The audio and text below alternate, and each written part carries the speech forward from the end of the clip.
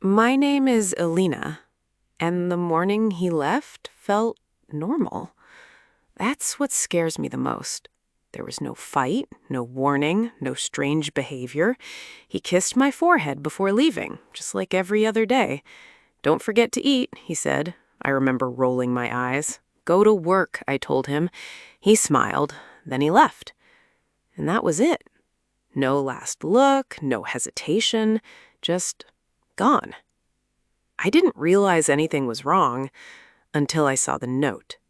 It was on the table, right next to my coffee mug, folded neatly like he placed it there on purpose.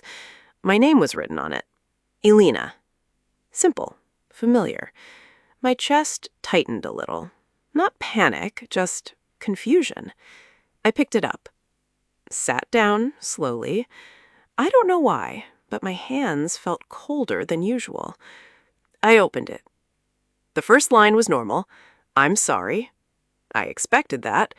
But the second line, that's where everything changed.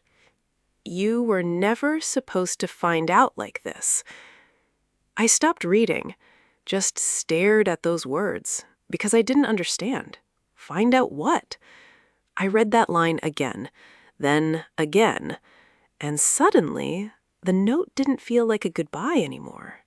It felt like a warning. I looked back at the note. That line, "You were never supposed to find out like this." It didn't make sense. My first thought was simple. Is this about another woman? It felt obvious, easy, something I could understand, something I could hate. But the rest of the note didn't match that. I kept reading. "I didn't want to leave you like this. I tried to fix it before it got this far." My brows tightened. Fix what? There was no problem, at least not one I knew about. "I thought I had more time." That line made my stomach drop. More time? For what? I read it again, slower this time, like the meaning might change if I looked at it differently. It didn't. It just felt worse. Then the last line. "If you're reading this, it means I failed." Failed? My grip tightened on the paper. This wasn't a goodbye, not a normal one. There was no "I don't love you," no explanation I could understand, just half sentences, things that sounded important but made no sense. I looked around the house. Everything was the same. Nothing missing, nothing broken, just quiet. Too quiet. And that's when I felt it. Not sadness, not yet. Something else, something heavier, like I was already behind in something I didn't even know existed. And whatever he was talking about, it had already started. I stood there for a moment, just holding the note, waiting for something to make sense. It didn't. So I did the only thing I could do. I started looking. Not in a dramatic way, just slowly. Like I didn't want to find anything, but also couldn't stop. The living room was normal, everything in place, nothing missing. The kitchen, same. His coffee cup still in the sink, half full, like he left in a hurry, or didn't plan to come back. That thought stayed with me. I walked into the bedroom, opened the closet. His clothes were still there, most of them, but not all. A few shirts missing, one jacket gone, the black one he wore often. My chest tightened. Okay, so this was planned, not sudden, not random. He knew he was leaving, but then why the note like that? Why not just say it clearly? I moved to his side of the bed, his drawer. I hesitated, then opened it. Inside, everything looked normal. Watch, wallet, old receipts. Nothing strange until I saw it. At the back. A small envelope, different from the note. No name on it, just plain. My heart started beating faster. I picked it up. It felt light, too light. I opened it carefully. Inside, there was a photo. I pulled it out, looked at it, and froze. It was him, standing somewhere I didn't recognize, outside, nighttime, and behind him there was a building with a sign, a hospital. My stomach dropped, because he never told me he was there, not once, not ever. I flipped the photo. There was something written on the back. Just 3 words. Too late now. My fingers went cold, and for the first time, I realized something. This wasn't about leaving me. This was about something he never told me at all. I sat down on the edge of the bed, the photo still in my hand. A hospital. At night. Too late now? I tried to remember. Anything. Any moment he mentioned something like this. Nothing. But then, small things started coming back. The way he'd been more tired lately. Not just normal tired. Different. Quiet tired. Like he didn't have energy to explain anything. I remember asking him once, "Are you okay?" He smiled, said, "Just work." I believed him. Of course I did. Then there were the late nights. The ones that didn't make sense. He'd say he had meetings or something urgent, but he never talked about them after, not really, just moved on. And now, that photo, that hospital, it didn't feel random anymore. It felt connected, like something had been happening right in front of me, and I missed it. I stood up again, walked back to the living room, looked at the note, then back at the photo. 2 pieces, same story, but I still didn't understand it. If you're reading this, it means I failed. Failed what? What was he trying to fix? My chest tightened again, not from fear, from something else. A slow realization. Whatever this was, he didn't tell me on purpose. Not because he forgot, not because it wasn't important, but because he didn't want me to know. And that thought hurt more than anything so far, because it meant one thing. He was going through something alone, and I was right there, next to him, the whole time. I went back to the bedroom, faster this time, not thinking, just needing to know. There had to be more. There had to be something I missed. I opened his drawer again, pulled everything out. Receipts, papers, old things. Nothing. I exhaled, frustrated. Then I noticed something. The drawer wasn't closing properly, just slightly off, like something was stuck underneath. I pushed it back, then stopped. My fingers slid under the bottom panel. There was a gap, small, easy to miss. My heart started beating faster. I pressed it. The panel shifted, and underneath, there was another envelope. This one was different, thicker, sealed. My hand shook a little this time. Not confusion anymore, fear. I opened it. Inside, papers, folded carefully, official. I unfolded the first one, and everything went quiet. My eyes moved slowly across the page. I didn't understand all of it, but one word stood out, repeated, clear. Diagnosis. My breath caught.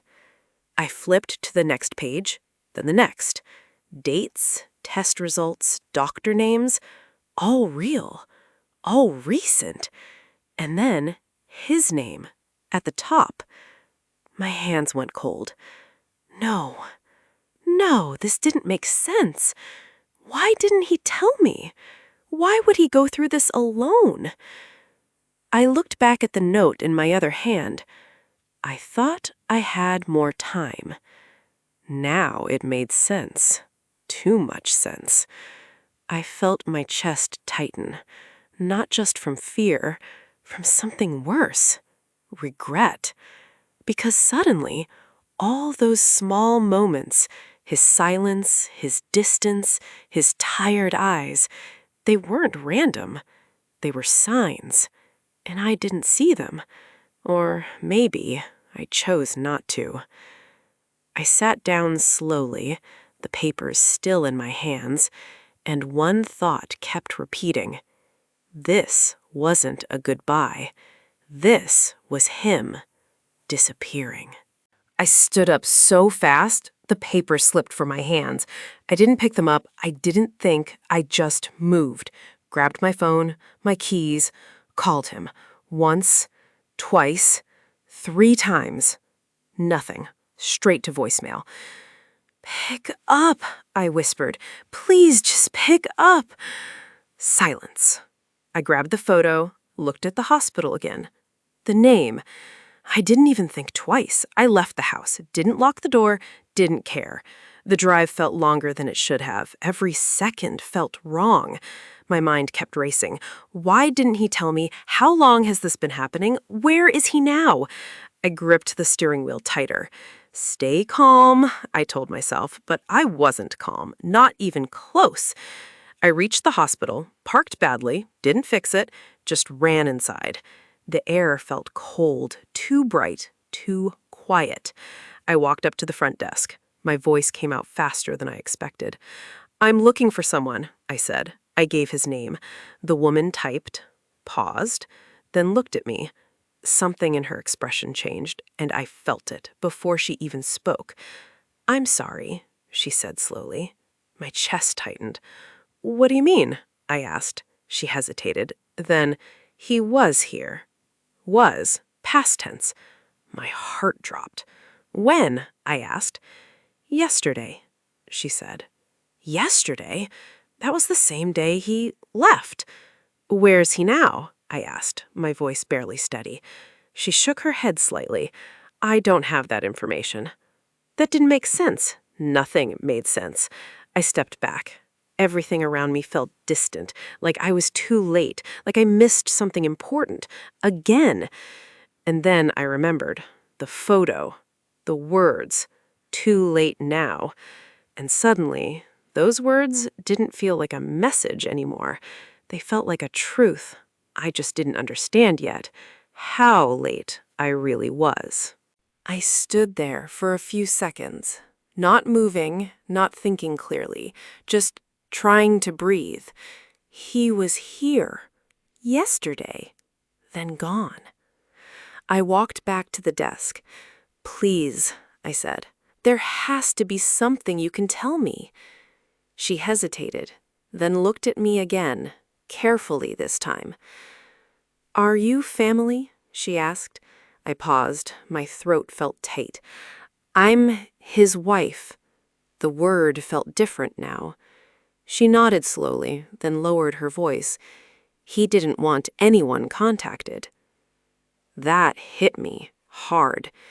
"What do you mean?" I asked. "He made it very clear," she said. "No calls, no records shared." I shook my head. No, that doesn't make sense. But deep down, it did. It matched the note.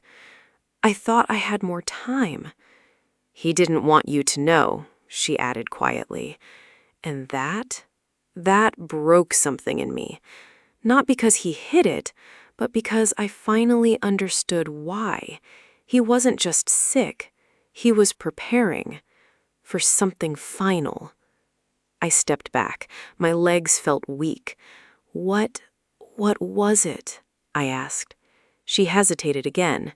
Then, "Late stage," she said, very aggressive. The words blurred together. I didn't need the full name. I understood enough. That's why he said, "Too late." That's why he said, I failed. He wasn't leaving me. He was trying to fix something that couldn't be fixed. And when he realized he couldn't, he chose something else. He chose to leave before I had to watch him disappear. My chest tightened. Tears finally came. Slow, heavy. Because now everything made sense. His silence, his distance, his tired eyes. He wasn't pulling away. He was protecting me, and I didn't see it. I didn't ask enough. I didn't stay long enough in those moments. I just believed things were normal, but they weren't. They hadn't been for a long time. And now, he was gone. Not because he stopped loving me, but because he loved me enough to let me go first. I don't remember how I got home. The drive, the road, everything felt blurred, like my body was moving, but my mind was still there at the hospital, stuck in that moment. I walked inside slowly. The house looked the same, nothing had changed, and yet everything was different. I looked at the table. The note was still there, right where I left it. I picked it up again. This time, my hands didn't shake, because now I understood. Every word, every line. I didn't want to leave you like this. He didn't. I thought I had more time. He didn't. If you're reading this, it means I failed. He didn't fail. He just ran out of time. My chest tightened again, but it wasn't confusion anymore. It was something deeper, something heavier. Love. The kind that hurts even after it's gone. I sat down, held the note close, and for the first time, I didn't feel angry. Not at him, not at myself. Just empty. Because he didn't leave me, not really. He just chose a goodbye I wouldn't have survived watching. Days passed. Quiet ones, slow ones. I started noticing small things. His jacket still hanging by the door, his coffee mug still in the sink, little pieces of him everywhere. But one thing stayed in my mind, the way he said, "You were never supposed to find out like this," which means he had a different plan, a different goodbye, one I never got to see. And sometimes, late at night, I still wonder what that goodbye would have looked like. If you were in my place, would you want to know the truth? Or would you rather be protected from it? Tell me in the comments. And if this story stayed with you, don't forget to like and subscribe. Because sometimes love doesn't end with goodbye. Sometimes it ends with silence.